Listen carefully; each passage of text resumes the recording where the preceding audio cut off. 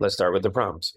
Which choice describes the function of the underlying question in the text as a whole? So to understand that, we need to understand the text as a whole first. So let's start.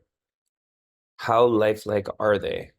Many computer animators prioritize this question as they strive to create ever more realistic environments and lighting, while characters in computer animated films appear exaggerated. Environments and lighting are carefully engineered to mimic reality, but some animators are focused on a different question. Rather than asking first whether the environments and lighting they're creating are convincingly lifelike, they're asking whether these elements reflect their film's unique stories.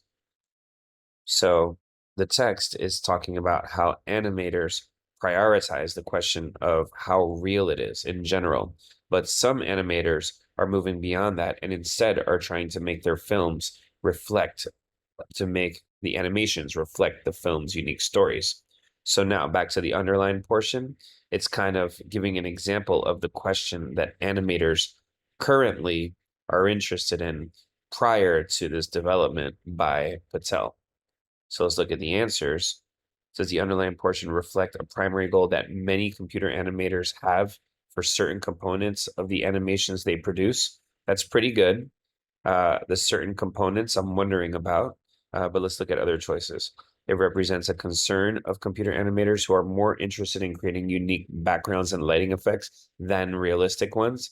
This is the opposite here because the concern of most of them is to create realistic ones. So we can get rid of B. C, it conveys the uncertainty among many computer animators about how to create realistic animations using current technology. It's not an uncertainty, it's more of a striving. It's expressing the idea that most animators are super interested in pursuing realistic animation. So it's not an uncertainty, it's more of a drive to do something. And D, it illustrates a reaction that audiences typically have. It's definitely not about the audiences. We're talking about what the animators think here. So the answer is going to be A.